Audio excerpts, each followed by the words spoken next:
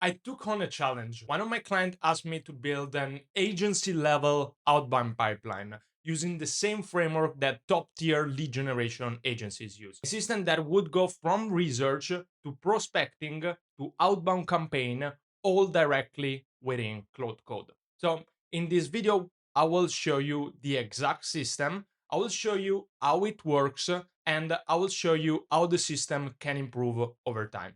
Let's get started. The Ultimate Outreach system has two different modes. As an Outreach V1, which is the one that you can check in the latest video over here. This is something that helps you go from zero to a campaign within SmartLead or whatever tool you want in less than 10 minutes. But if you want something more complicated, if you want something more studied, you can use the Outreach V2. This one is more complicated and it's very similar to the process that a lot of the top tier lead generation agencies are following when it comes to creating campaigns and doing the actual strategy for campaigns. So let's start everything out by typing the outreach command and the outreach v2 command so that the system will start running. Over here, the first thing that it will ask me is which is the website that I want to analyze. So let's put my own website, for example, https upliftedconsulting.com. And the system will start running and go through each of the different phases. Now the first phase is completed, and out of this we'll get the product profile. So the product profile essentially is a research that has been done through the website to understand what is the product that the company sells, who are the ideal buyers that would buy that specific product, what are some buying triggers that people might have. So what could be situations that create urgency. And so here we have examples from my own website using Iron or consider Iron for a role that involves a repetitive automatable task, scaling client load and feeling operational pain, recently purchased multiple AI automation tools but not seeing the ROI. So those are examples of buying triggers. Another key point here is existential data points. Keep in mind, all of that comes from Jordan Crawford framework. Existential data points here means what is the one signal that proves that they might need help with AI strategy, AI automation now. And so the signals that it define is a company posting a job post for an operations slash admin role or VA role. So in this case, maybe we don't like this that much. We could say VA, let's remove VA for ADP and just have operations lead as the role for primary EDP. So in this way, what you can do is you can make the process iterative, and you don't need to have something that is just created by the AI, but you can work on that and you can understand how you can improve that over time. So in this case, it will improve the different signals that we might have, and and a couple of different things as well. So after that, what we can do is we can go to step 2, which is tiering. Tiering essentially, if we go back to the architecture here, tiering will define the different tiers or different kind of people that we want to reach out. So when we create different campaigns, so we can think about how we want to reach out to different segments of people. There will be people that are more likely to buy. There will be people who are approaching our market and could be more likely to buy, and then in the last one there will be ICP fit. So people who might be within our ICP where we can contact them and send them some kind of proposal. All of that at the end will create the tier definition.md, which I will show you in a second here. Here's the tier definition file. So within this file, as you mentioned, we have the different tiers. So who is in market now? What are the criteria for these people to be in market? What are the data sources that we can use to get this specific information? Why they are hot? So meaning actively committing 4 to 8K per month to hire an operations person, direct cost they could potentially avoid or reduce with AI systems. And then other additional information here: expected volume, expected response rate, message approach. And then we have tier 2, who is approaching the moment, and then we have tier 3, which is like ICP fit, and then other additional information such as what is the different comparison between the tiers, what is the recommendation, and which to start, and yeah, things like that. Now we can choose to build campaign for all 3 tiers. For the sake of this, let's just build a campaign for tier 2, for example, which is the approach in the market, agency or B2B service company with 5 to 50 employees showing growth signals. Okay. And so this will kickstart phase 3, which is the actual PVP design phase. PVP stands for Permissionless Value Prop, and the idea of this is how we can create something that is valuable in and of itself for the end user. And so, what can we offer that people would pay for? So, in some areas where there are undifferentiated markets, it's way easier to create some kind of PVP. For areas where products are commoditized, what we can do here is we can use a lead magnet approach, more or less. So in that way, we can actually think about, okay, what kind of lead magnets we can offer people so that they would be interested in taking us up to the specific offer. So let me show you what is the final document looking like for this stage. And here's what we have. Here, the PVP strategy for uplifted. Here you mention what is the specificity assessment. So what could be some observable data points that we can use here. So observable data points here means what are the different information that we have at our own disposal that we can use in order to find information about the people. So in this case, it could be team growth, tech stack, basic firmographics only. And yeah, in other cases, well, with additional tiers, maybe we would have like a job posting, maybe we would have funding or financial events or things like that. Then what we have over here is the definition of the campaign strategy that we would have over here. So the growth before the wall, trigger discovery, what observable action state qualifies someone for this tier. Here we have the specific signal, what is the data source, what is the data freshness, and then what data do we have for this trigger. On top of that, what is added is automation opportunities. So automation opportunities, so this part over here is essentially how the AI personalization will be built by the system. So here we will have the input data that we will have to create the AI personalization that we will put in the email. So we will have the website content, the service page, the about page. Extraction goals means what are the information that we want to extract out of these pages, and what are what are the different information, and then output format as well as prompt template. So in this way, having this kind of formatting over here, what we can do is we can create personalizations on the fly and look at those personalizations. As well as another thing here, which is created, which is a lead magnet spec, which will mention what is an example of lead magnet that we could run. And then finally, what we have here is the message template that we can use. So, hey, first name, run your site through our automation scan and found 3 potential candidates. These are the kinds of process that takes hours weekly, but run themselves once systemized. Want to send me a full breakdown without for an impact estimates. So yeah, this was just an example of what could be a message to send out to the person. Obviously, this could be optimized, but yeah, already is quite nice to give people opportunities of areas they can improve right away just from the website itself.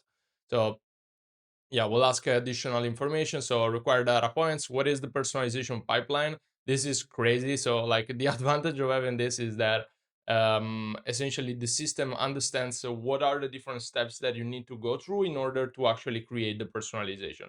So not always a personalization is something where you have the website or you have some kind of information such as the job description, and then from the description you extract some information through AI. But sometimes you need to collect data along the way. So in this case, from Prospeo, we get the Prospeo website.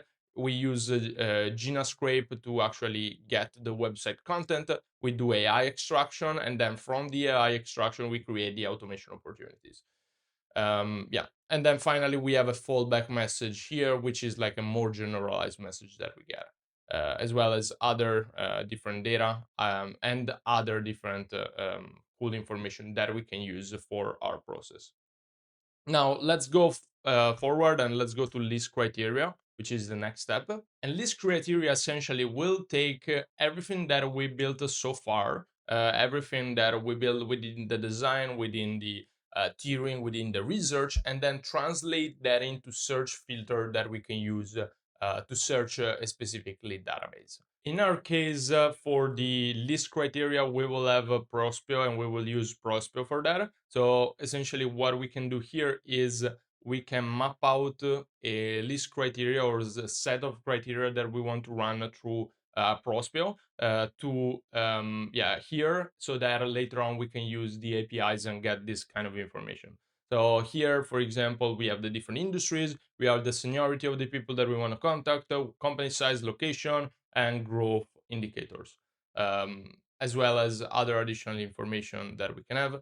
And then finally here we will have the filtering that will be sent to Prospeo. So after that, what we can do is we can actually start the building. So the building will take all of these parts, and now finally we start gathering the leads using the different tools. So in this case, it will search Prospeo.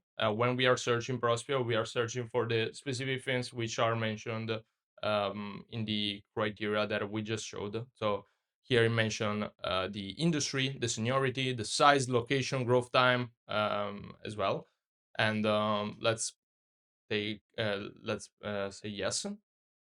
And also, beauty about these kind of systems is that once they find some errors, once they block, what we can do is the system fixes itself, and it can continue running itself and resolving the problem that it has. By the way, if you want to have the full template, you can go to the AI Workspace Builders community. It's a free community where you can have the full template. And if you want me to build systems just like this one for you, for your business, so that everything is optimized and you have a process that you can follow and you can optimize the system over time, you can check the second link in the description and we can have a chat together. Okay, so the system finished the list building part as well. The industries that we found were the following. Here we will have the sample leads. He mentioned that he found 250 leads. And so what we can do right now is we can go yes, and then we will start the enrichment part, which is the next one,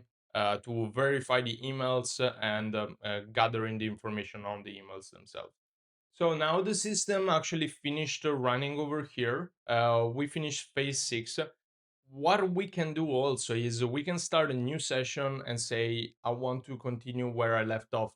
And that is the beauty about having different checkpoints, because as you see over here, we are at 100% context use.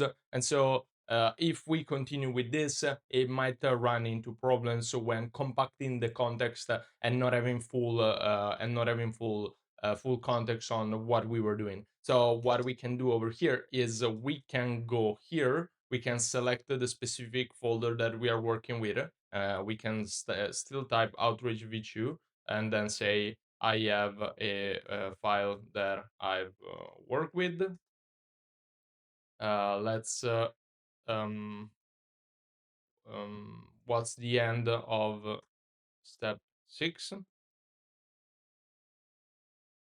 And so in this way, we can actually get started from here instead of continuing here and polluting the context if we want to. So next up, we have the personalization that we can do. So let's say that we want to also personalize not all the leads, but let's personalize 10 leads for the sake of this. So let's personalize 10 leads and go forward with those 10 leads. The system again will check for the personalization spec that we created before, and then after that, it will start going through the personalization script that we created. And so the beauty about having a personalization spec or a document like this is that we can create more personalizations over time, and all personalizations are dynamic. Obviously, what we can do as well is we can have templates, and so we can over time create specific templates that we want to use. So that is the beauty about running a system with Claude Code and having a system that could grow over time. So now we have this phase completed, the personalization phase completed.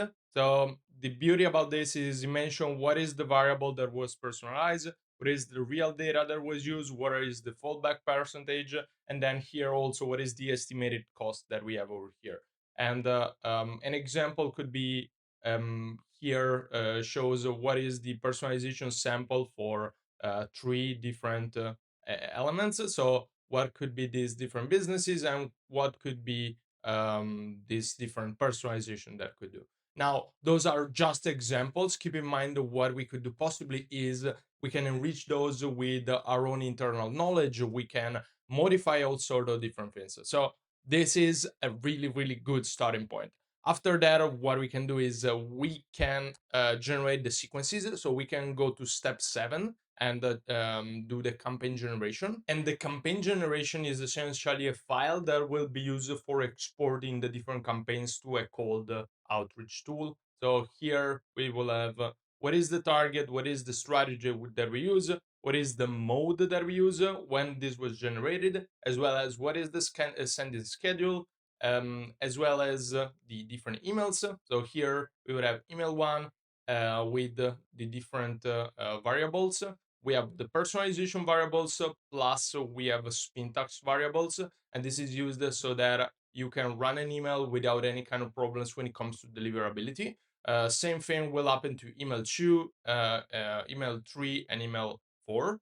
And then here it will mention what are the variables used, what are the specific strategy nodes, what is the word count, and different things of that nature. So at the end, it will report back these campaigns directly within Claude Code that we are working on. We can go into final review, so we can say yes, let's go to final review, and then this will kickstart the phase 8, which is final review for having a look at what was done, having a look at a sample personalized lead. So hey, run your site through an automation scan for found 3 potential candidates.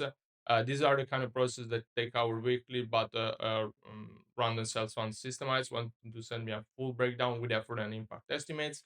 So yeah, that was just a very quick example on like potential lead magnets that you could run. And then what we can do now is we can push the campaigns directly to the cold email platform that we use. The system will create the campaign, it will upload the leads, and then it will upload the email sequences. So in this way, the full pipeline is completed, and we did a work with strategy at the beginning, all step by step, and obviously we can work a lot more in refining these specific things. Got the leads from the platform itself, we ran the personalization, and then finally we created the campaign, and then we uploaded all the leads. So everything is completed, and if we go back to SmartLead over here, we can see that the campaign is completed. We can see that leads have been imported. We can see that the sequences are actually present, and then the only thing that we need to do is review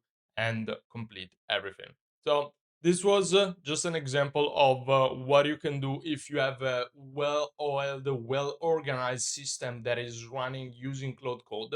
Obviously, this system can be optimized more and more by adding additional component to that. And by the way, if you're interested in building systems like that, you can check the second link in the description, and we can have a chat together. And with that said, hope you like this video. If you want to see a more simpler one, you can check this video out.